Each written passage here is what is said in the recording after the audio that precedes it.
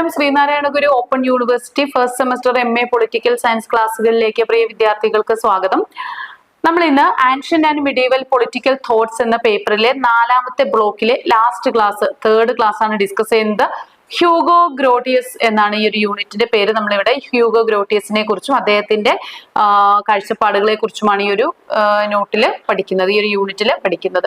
അപ്പോൾ പ്രധാനപ്പെട്ട രാഷ്ട്രീയ സംഭാവനകൾ നൽകിയ ഒരു ചിന്തകനാണ് ഹ്യൂഗോ ഗ്രോട്ടിയസ്. 1583 ജനിച്ച ഇദ്ദേഹം 1654 വരെയായിരുന്നു ഇദ്ദേഹത്തിന്റെ ജീവിത കാലഘട്ടം. ഇദ്ദേഹം ഒരു ഡച്ച് നിയമജ്ഞനാണ്, ഒരു ഹോളണ്ടിലാണ് ജനിക്കുന്നത്. ഒരു ഡച്ച് നിയമജ്ഞനായിരുന്നു, തത്വചിന്തകനായിരുന്നു.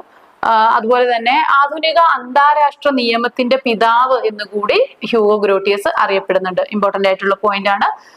ആധുനിക അന്താരാഷ്ട്ര നിയമത്തിന്റെ പിതാവ് എന്നുകൂടി ഹ്യൂഗോ ഗ്രോട്ടിയസ് അറിയപ്പെടുന്നുണ്ട്.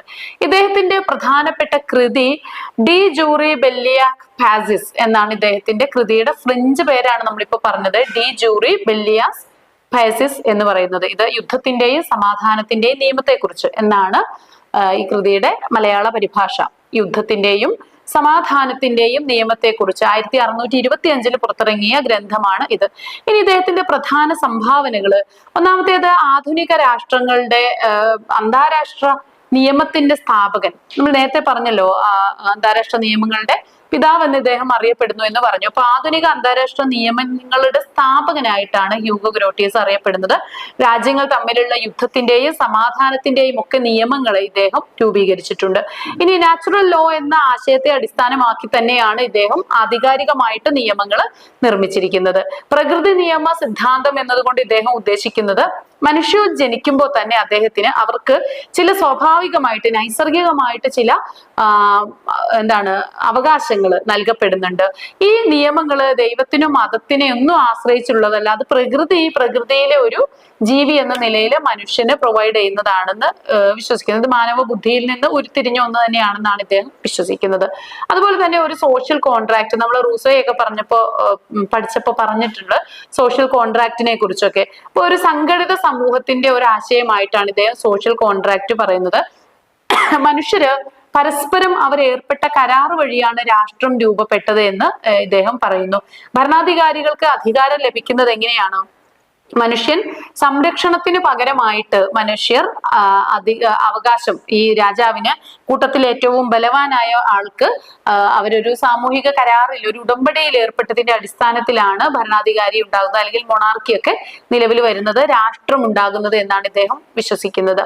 ഇനി രാഷ്ട്രങ്ങളുടെ സ്വാതന്ത്ര്യവും അധികാരത്തെ കുറിച്ച്, ഓരോ രാഷ്ട്രവും സ്വതന്ത്രമായിരിക്കണമെന്നും അതിന്റെ അതിരുകളും നിയമങ്ങളും ഒക്കെ മറ്റു രാജ്യങ്ങൾക്ക് നിന്ന് പ്രത്യേകം പെക്യൂലിയർ ആയിട്ട് യുണീക്ക് ആയിട്ടിരിക്കണമെന്നും മറ്റു രാഷ്ട്രങ്ങളെല്ലാം അതത് രാഷ്ട്രങ്ങളുടെ ഓരോ രാഷ്ട്രങ്ങളും പരസ്പരവും ബഹുമാനം പുലർത്തണമെന്നും മാന്യത കാത്തു സൂക്ഷിക്കണമെന്നും ഒക്കെ ഹ്യൂഗോ ഗ്രോട്ടിയസ് പറയുന്നുണ്ട്. ഇനി യുദ്ധത്തെ നിയമപരമായിട്ട് നിയന്ത്രിക്കാനുള്ള ഒരു ശ്രമം ഇദ്ദേഹം നടത്തുന്നുണ്ട്. യുദ്ധം ഒരു അനുവദനീയമാകുന്ന യുദ്ധം അനുവദനീയമാകുന്ന ചില പ്രത്യേക സാഹചര്യങ്ങളെ അദ്ദേഹം വിശദീകരിക്കുകയുണ്ടായി. എന്ന് വെച്ചാൽ യുദ്ധം എല്ലായ്പ്പോഴും ഒരു സൊല്യൂഷൻ ആണെന്ന് ഇദ്ദേഹം വിശ്വസിക്കുന്നില്ല. ആവശ്യമില്ലാത്ത രക്തസാക്ഷിത്വം ഒഴിവാക്കാൻ വേണ്ടിയിട്ട് ഇദ്ദേഹം നിയമങ്ങൾ നിർദ്ദേശിക്കുകയാണ് ഉണ്ടായത്. അപ്പൊ സാമൂഹിക രാഷ്ട്രീയ പ്രാധാന്യം, നമുക്ക് ഇദ്ദേഹത്തിന്റെ ഹ്യൂഗോ ഗ്രോട്ടിയസിന്റെ ഐഡിയകളുടെ സാമൂഹിക പ്രാധാന്യത്തെ കുറിച്ച് നോക്കാം. രാഷ്ട്രങ്ങൾ തമ്മിലുള്ള ബന്ധങ്ങൾ നിയമപരമാക്കാൻ വേണ്ടിയിട്ട് ഇദ്ദേഹത്തിന്റെ ആശയങ്ങൾ വലിയ പങ്ക് വഹിച്ചിട്ടുണ്ട്. UN ഒക്കെ പോലെയുള്ള അന്താരാഷ്ട്ര സംഘടനകളും ആ സംഘടനകളുടെ രൂപീകരണത്തിനുമൊക്കെ ഗ്രോട്ടിയസിന്റെ ചിന്തകൾ വലിയ ചാലക ശക്തിയായിട്ട് പ്രവർത്തിച്ചിട്ടുണ്ട്. അപ്പൊ ഇത്രയാണ് നമുക്ക് ഈ ഒരു യൂണിറ്റിൽ ഡിസ്കസ് ചെയ്യാനുള്ളത്. Thank you.